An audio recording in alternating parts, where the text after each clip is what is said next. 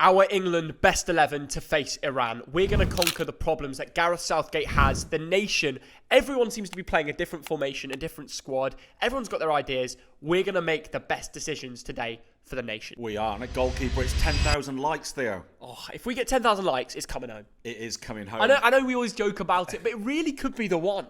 It could be, but... Well, why did you say that with so much...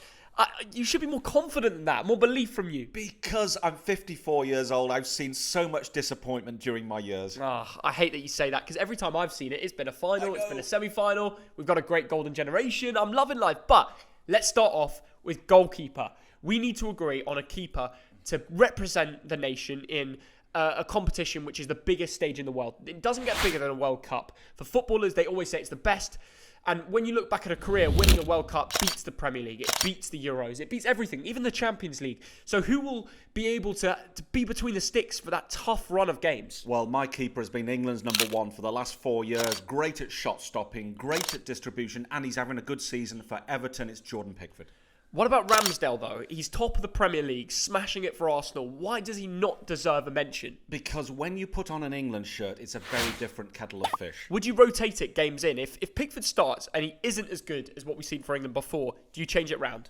Possibly, Theo. But I wouldn't judge it on 90 minutes. Pickford has been very reliable, very consistent. Yeah, respecting Nick Pope as well. Just unfortunate that he made that little howler of a game against Germany in 3-3 draw. But 3 great options. 3 good options, Theo. Pickford the best by far. Let's move on to your formation here, because we could be going for different positions. What formation are you picking? I think we should go attacking, Theo, against the likes of Iran, USA and Wales. I've gone 4-2-3-1. You're gone 4-2-3-1. Would you change that if we played a strong team in the round of 16? Yes, I probably would. I'd probably have 5 at the back, so 3 centre-backs if we hit a Germany or a Brazil. Do you not think changing the formation? What's the point in playing a formation? We're just going to change it round after 3 games? No, not at all. I don't agree in this, sticking to one formation all the time. You play what's in front of you. So you're a bit of a tinker man. You're a bit of a Claudio Ranieri, yeah?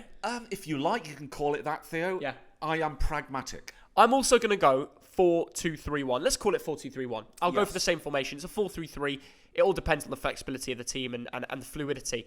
And I think against Iran, we've got to go attacking and express ourselves, don't we? We do, Theo. So shall we go for our left back? Let's go for our left back. Do we agree on Luke Shaw? Well, I would say Ben Chilwell, but he's injured, sadly, so I'm gone with Kieran Trippier, Theo. Wait, what? Kieran Trippier, most people put him right back. You put him left. Why have you stuck him in the left side? Well, because he's good. He's having a great season for Newcastle, Theo. He's had the most crosses of anyone in the Premier League.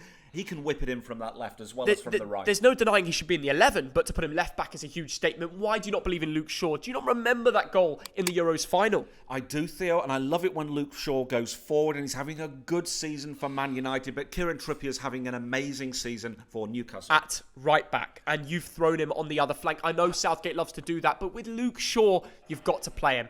Let's see if we agree on centre-backs. I'm just going to read them out. Okay, so go on. But also, you've got the leadership from Trippier. You've got the set pieces. I want to see him on that field there. Yeah, he will be on the field. I'll have him on the field, but in a different position. Yes. You will wait and see. Luke Shaw left back for me, Kieran Trippier for Thogden. Who is your first centre-back? I've gone for John Stones, Theo. Now, Kyle Walker, I'm assuming, is not ready to come back. And the thing about John Stones, he's been very reliable for England recently. It's a good comeback story, isn't it, for club and country? Yeah, I think there's no one denying that John Stones should be playing centre-back. A lot of people are playing in a 3 with Maguire and Kyle Walker, but because Kyle Walker's missing the first match against Iran, it's fair to say we should go a 4 at the back, and we should play John Stones. He is brilliant. We should, Theo. But also, what about the second one? Let's get straight into it. Right, is that the conversation starter? We have options: Ben White, Eric Dyer, Harry Maguire. Who are you playing in that key role? Well, this is the divisive one, but I'll be honest, Harry Maguire, Theo.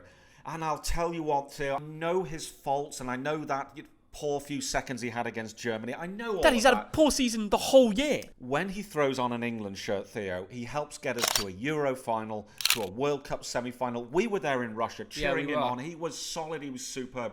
Why can't he recover that in Qatar? We have gone to so many England games to know that Harry Maguire, once he puts an England shirt on, when he's in a new environment like Qatar, he becomes a new player. He finds his inner self. He's a bullet header goal scorer. It's like he's been taking lessons from Thogden bullet headers. Absolutely, Theo. He's going to score a set piece against Iran, I bet you. Yeah, so John Stones and Harry Maguire doesn't worry me at all in the But form. It's slow. Do you not think Mehdi Taremi, the goal scorer, the only problem in that Iran team for England, Does he get through that centre-back partnership in a 2? Theo, my view is, against Iran, Wales and USA, you don't have to go 3 at the back. Are we good enough for England? You've seen a lot of rubbish over the years, and you believe in that? I believe that we can get a narrow win out of this opening game. Okay, well, funnily enough, after all that, you convinced me. Harry Maguire is also my pick. John Stones and Harry Maguire in a back 2.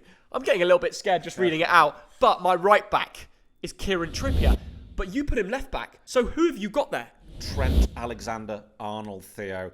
Now, a lot of people are saying he's having a poor season. Nearly 100 crosses have come in from that man. That hasn't always been somebody on the end of it. People over-talk about his defensive frailties. He's not a bad defender. And he's a game changer. On his day, he's a game changer. I honestly feel like you've lost the plot. Theo, I haven't, Theo. He was injured for the Euros 2 years ago.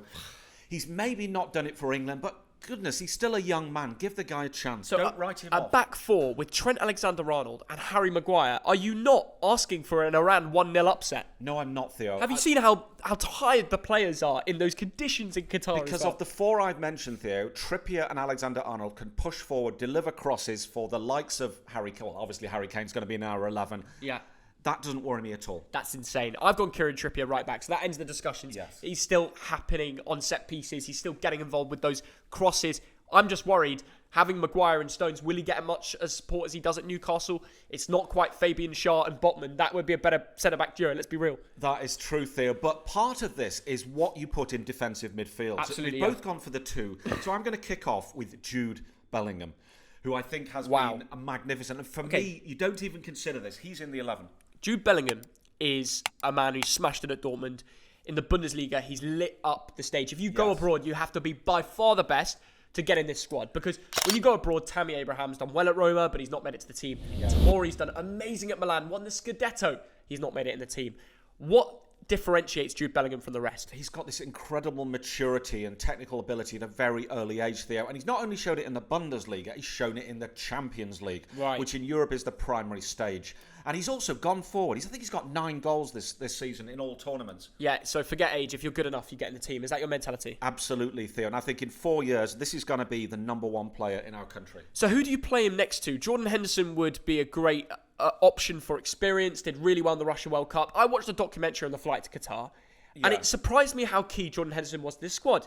A bit like Connor Cody, who were both there around the squad for the Euros too. Jordan Henderson has this incredible leadership. Yes. He's constantly clapping the boys, motivating. And although on the ball he's not the best, he is such a leader. I think you can bring him on after 60 minutes there and he will not let you down. He's been a wonderful player over, 13, 14 years. So you're not starting him? I'm not starting him. Who is your other holding midfielder next to Jude Bellingham? Well, of course, Theo. Go to West Ham United, it's Declan Rice, who's getting better every single year. He protects that back 4 and he can push forward. Over the years, he's got better at getting forward. Yeah, I agree. Declan Rice is one of the best holding midfielders in the world. Yes. We saw the game collapsed in the Euros final once he came off the pitch. That's what I felt like from the stands. And he is the man. If he's on it, him and Jude, they can hold down this midfield against anybody. I'd still go into a game excited against Brazil, against France, against Argentina, knowing with them two, if they link together, they can smash it. I mean, we had Calvin Phillips and Rice in the Euros and we got to the final. Yes. So them two are 100% my DM picks. Who is your final attacking midfielder to complete the midfield trio? Go on, Thogdad. Theo, there is so much choice in this position of attacking midfielder. Would it be Phil Foden? Would it be Mason Mount? These are 2 guys who I really respect and like an awful lot. But I've gone with someone who won't start because Gareth Southgate won't pick him. It is the man himself from Leicester City, James Maddison. James Maddison. I forgot about him. But he probably won't start against Iran because he's not been in training because he's got a few injury problems. But your ideal England starting 11, you have him in that position. Why is that? Because he's had a brilliant season. He's got 11 contributions in 13 games for his club. Also, I feel he could tear apart Iran, USA, Wales. Imagine their defenders. They will hate playing against James Maddison. He's almost done it on his own 2 feet for Leicester this season. He's just carried them out of trouble. Well, that is true, Theo. He's done it in a very poor Leicester team. Put him into a good England team and the sky's the limit. I hope so, because you put Jack Grealish in a good team from Aston Villa and he got worse. That is true, Theo. So who says the same won't happen for Maddison? You know, when you do great stats for Leicester or for Villa, and then you go for a bigger, more expansive move and you don't get as much game time and you just don't get the same contributions. That is true, and he's not played for England in 3 years, which I think is a crying shame. Any other European country, Theo, throws him into the 11. Oh, absolutely. He starts 90 minutes for most other. He does. In my attacking midfield position, you mentioned his name. it's got to be Mason Mount. And Chelsea have had a rough time. Yeah. But look at his goal against Germany. Look at his recent goal for Chelsea. He's just, if he gets the chance on the edge of the box, he has that lovely ability to get under the ball with that knuckle shot. Yeah. And I think in World Cup big moments, he's going to score a few crucial goals. And I'm very happy to have him in front of two defensive midfielders because he does the defensive duties. Probably on the same level as James Maddison, but he understands Gareth Southgate. He's definitely going to be the one to start for me. Why did you not pick Mason? Well, he divides opinion. I'm a big fan of Mason Mount, Theo, so I'm picking between some sensational players. I think Maddison's having a better season. Yes, he is, but Mason Mount's more full on for England. He's more suited. He understands the team better. He's got a better connection with his teammates. Well, you don't know that until you're in the Euros in more games. He hasn't played for 3 years, so how do we know? Well, we saw in the Euros he played nearly every game. And we played Foden at 10. You didn't think about Foden? If Mason Mount starts, I'll be quite happy. Okay, talking about Foden, let's get straight into it. On the left side of that 3 is Phil Foden. You're playing Foden left wing. Over Rashford, over Sterling? Yes and yes. And I don't think twice. Theo, for me, my 11 includes certain players like Harry Kane, like Jude Bellingham and Phil Foden. And you then work out where he starts. My left winger option is also Phil Foden. I agree. We can shake on that. So after all that waffle, you've gone for Phil. I've got to play devil's advocate here. You do.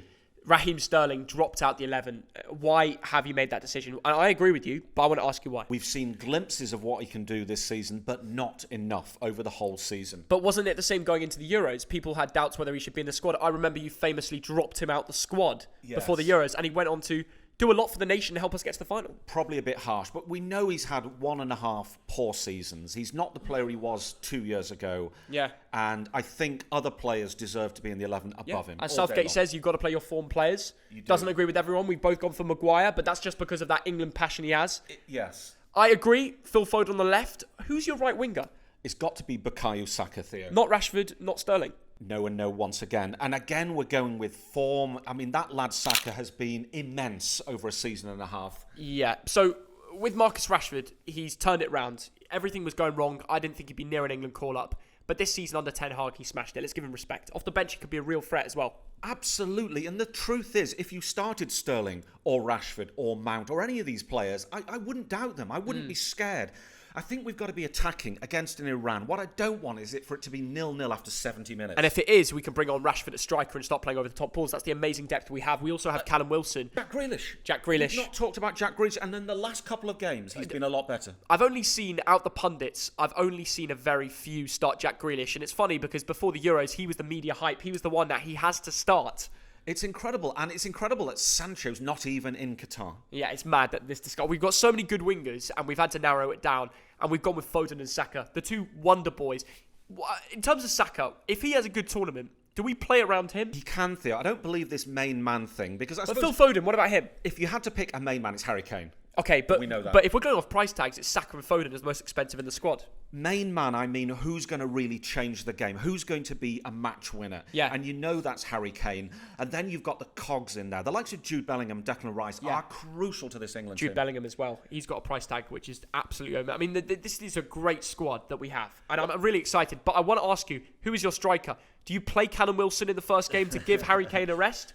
Because that would make sense. Listen, Theo, Harry Kane's got 51 goals for England. He's going for the 53 of Wayne Rooney to become the leading England goal scorer of all time. But more than that, it's not just the goals. We know he can drop deep and create. He's an astonishing footballer. But do you know what I would do? I'd start Callum Wilson to rest Harry Kane and build him into the knockout stages when we finally get there.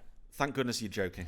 I am joking. It's Harry Kane. HK9. He's going to win the Golden Boot again. Current winner of it. Do you know what, Theo? If you started Callum Wilson for these 2 or 3 games, he'd do all right. Yeah, the problem is if the results don't fall for Southgate, everyone will be like, why didn't you play Kane, blah, blah, blah, best player on the pitch, etc. No, Harry Kane. If Harry Kane is fit, he plays. Simple as that. You play your best players, and he is not only the best player, but he's also the captain. He's got experience. He was a Russia World Cup Golden Boot winner. People forget that. I'm going to repeat it. This is a great team. We almost agree in every position. And he is the favourite to get the Golden Boot again. I just can't believe you put Trent Alexander-Arnold in the first 11. I never given up on Trent Alexander-Arnold. Yeah. Never. James Maddison won't play, just to let you know because because of the injury. But he might creep into the team if he has some good stints off the bench. Let me know in the comments below, what is the best 11 for England? Thogden, we're playing Iran. They've had some problems with their own government at the moment. Only 2 of the players out the 11 sung the national anthem. The 9 are protesting against their own government. What will this protest do? Will it bring the nation together? Well, it's a horrible situation in Iran, and my thoughts go out to all the Iranian people, and I hope you get what you want in the near future. This game, you're right, the Iranian players are playing for pride. They're playing for their nation. It's spirit. They'll be together. It will be astonishing. I think it's going to be a very close game. I think it could be 0-0 after 60 minutes. The key here, we've got to get an early goal. If we don't, I'm assuming we don't, I'm going for a 1-0 victory. It really worries me that the game goes on 0-0. We're trying to complete the impossible challenge. We leave the ground. Honestly, they might just sneak it to Remy 1-0. If it's 0-0 in the first 70 minutes, I think they win that game. Yes. But I'm going to go off the basis that we score in the first half, and then we calm down after getting a second early into the second half. I think we win 2-0. It's not going to be easy. It's not going to be the most beautiful game of football, but it's going to be 3 points on board for England, which is key if we want to get through this group. I would take 1-0 right now. Yeah, don't underestimate Tarami, Azmoun, all the Iranian boys. Thank you for watching this video. Smash the like button if you want England to win the World Cup. Is it coming home, Thogden? Probably not.